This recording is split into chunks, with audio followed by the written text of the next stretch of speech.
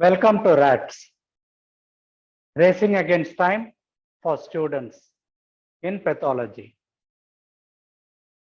This series is intended mainly for the first year postgraduates. I hope you people shall find the introduction interesting and informative.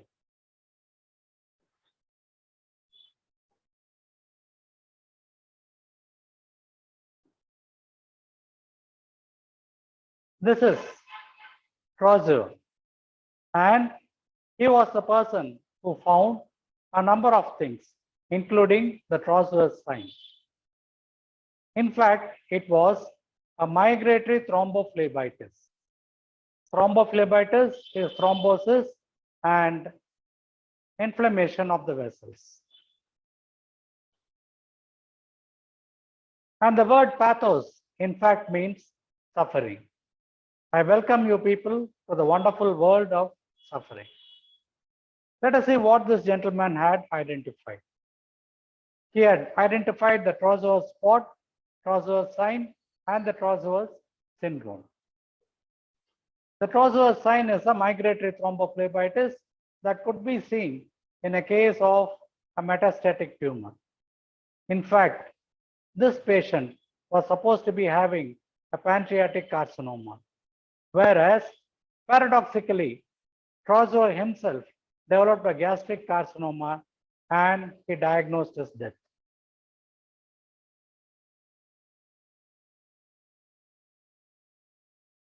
Another gentleman whom we shall always remember, though belonging to another field, mainly medicine, he is a friend of mine. And he has described the scope of pathology as is your pathology, so is your medicine. That is the amount of importance that he has given. And this is the oscillus node that you people see in endocarditis. And he has been the center of a lot of quotations, connotations, and annotations. A person whom we shall be visiting frequently. The anatomical dissection is in fact the basis of pathology. After all, pathology is supposed to be a deviation from the normal.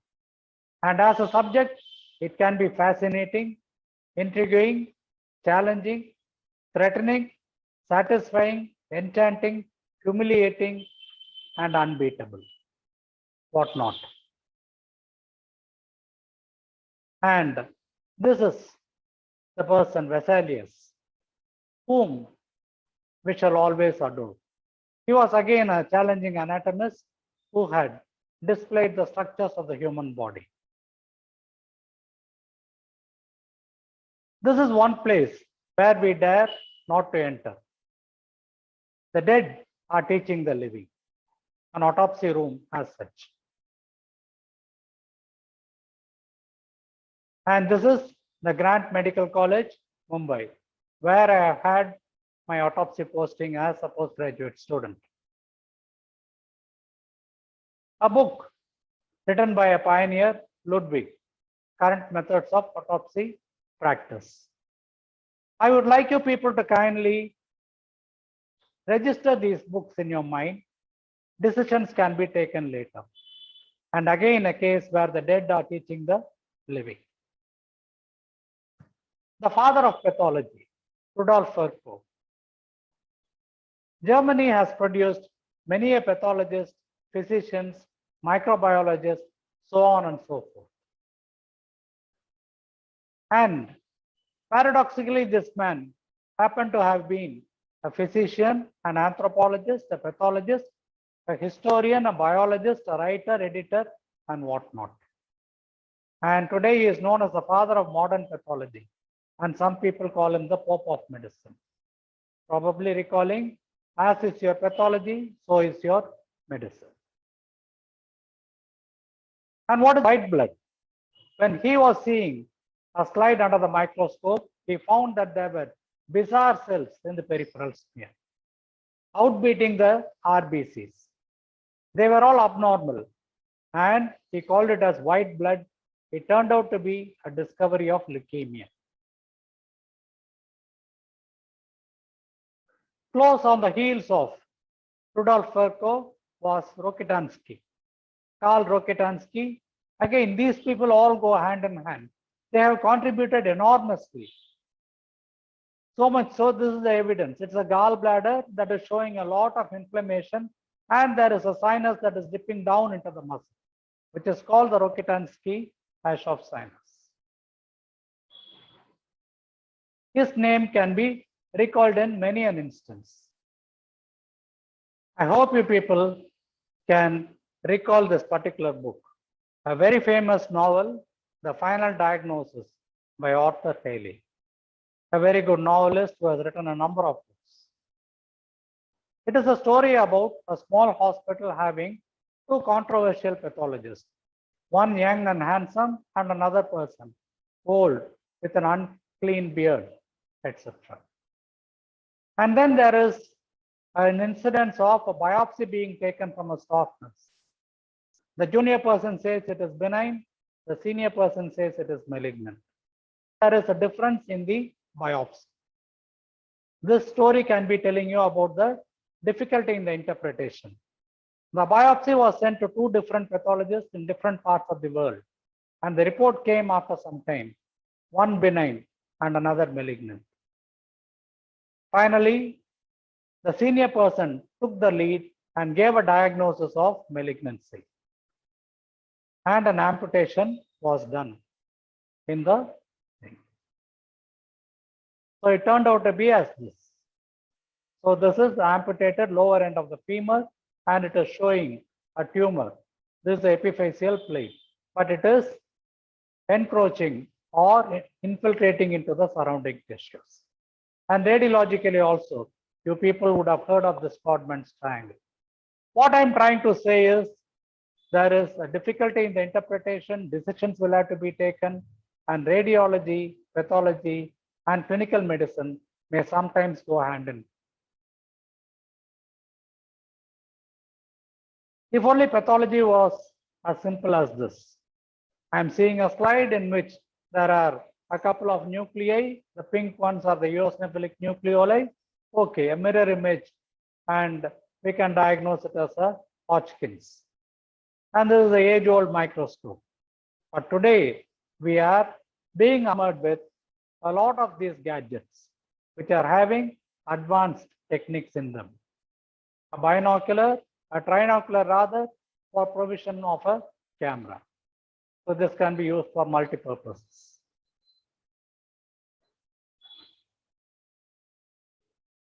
Is technology a boon or a bane for pathology?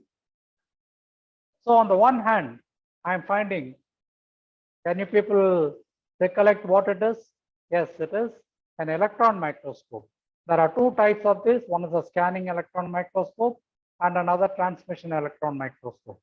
Whatever is being visualized is fed out to a computer screen where it is being recorded. And this incidentally happens to be the racket-shaped structures that we see as Bieberg granules.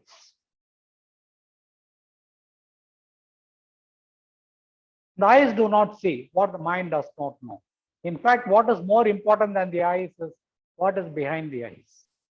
And I hope this particular structure can be identified. If not so, you just keep it under the microscope, you find the RBCs moving around, and it is a case of a wet mount in a case of a filariasis.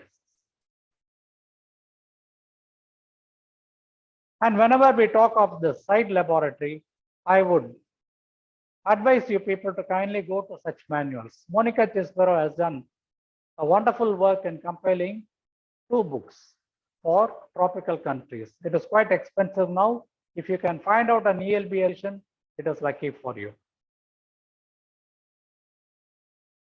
And look at the extremes over here. In this, I'm finding probably a special stain and then a tissue. Here, I'm not able to understand much except that there is a helix. So, pathology today varies from microscopic to molecular techniques. So, such is the range, and how we are going to prepare ourselves for that is $1 million question. A couple of people over here. One is R.A.T.S. and Thomas Hodgkin. Thomas Hodgkin, after whom the Hodgkin's disease is being named. And Dorothy Reed is the person who had identified these cells. And then the diagnosis of Hodgkin's lymphoma came. But again, we find that there are too many challenges. In the sense, controversies are part of pathology. This kind of cells we can see in a number of conditions. One is a Hodgkin's disease, another can be a non-Hodgkin's disease, third can be an infectious mononucleosis. But the problem with us is we have to give the final diagnosis. So please do remember Reed and Hodgkin. Again, the story of the dead teaching the living. This particular one, it is a slice of an entire lung. This slice can be found in the Museum of Gypmum. This is called the Guff Wentworth section, and with a microtome, the entire slice of lung has been cut and it has been mounted. Useful for diagnosing conditions such as emphysema. But then, amazing. See how it is being stored. This is one particular place where you people shall visit, revisit, and keep visiting. It is a temple of knowledge for you. Today, you do not see cases of a peptic ulcer, a gastrectomy specimen. You do not see a lobectomy specimen of a pulmonary pneumonia, or you do not see an aneurysm. Those days are all gone because the diseases are diagnosed early and the complete output is not there. Therefore, the museum is a place where the dead are teaching the living. An amazing one, and the place is Imperial College, London. Lots of places have got wonderful museums. I would like you people to kindly visit them on the net at least. Ackerman, a Laurel, and we call him as Lauren Ackerman. And today this is supposed to be one of the Bibles to be read by the postgraduate. Not read, referred, and kept. Do not download such books. Kindly have one good book with you people. When the eyes fail to see, so that is the antigen and antibody. Sometimes we make a diagnosis on histology, but when we do fail, we search for the particular tumor antigen and then try to identify them using the appropriate monoclonal antibodies. And this is what we call as immunohistochemistry, used in the diagnosis of specific tumors. Robin Warren, the Australian pathologist. And see what he had diagnosed. This is the Helicobacter pylori, for which he was awarded the Nobel Prize, associated with gastritis, gastric carcinoma, so on and so forth. In fact, this has come as a question in the recent past. And there are different special strains which can be done to identify this organism. This is my wonderful college, and still I'm happy that there is the banyan tree. So, Virudigal, that is how it is being called, Kilpauk Medical College. And this is another place where I had worked for some time, Jippa. Really, zones of knowledge. And when I do something for the students, there is always a record of it. These are the channels that I run. One is GAME, Gross and Microscopy Explained. Another is R.A.T.S, Racing Against Time for students in hematology or pathology. And of late, I have started recent advances for postgraduates. So these are the various ones. You people have got free access to it. Go to either R.A.T.S or GAME and you will be able to identify them. A good book is a precious lifeblood of a master spirit, Stanley Robbins. And this has stood the test of time. Here is an edition that we people see. The second edition of Robbins was what I used. But now we have gone into the latest of editions.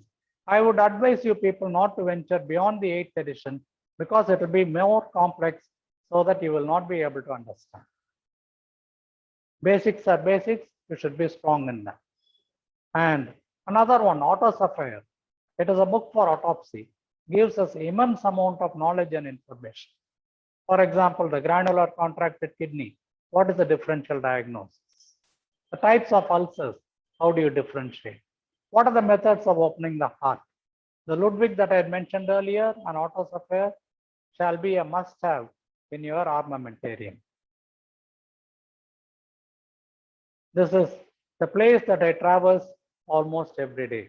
From my house to my college, I pass through this. And there is a sense of sullenness, despondence, hopelessness that is always there. A sense of quiet and people having a desperation stand outside. And this is the lady who has been managing it for nearly a half a century. And look at the respect that the Prime Minister has got for Dr. Shanta.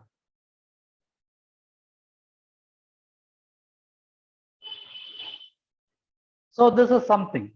A tree that I am seeing over here, the logs are being cut, from which I will be able to get a kind of a staining. The hematoxylin stain, the blue color, is from the tree. And the tree is called as hematoxylin camphibon. So unfortunately, we are now going into a bit of automation so that we do not know much of the techniques.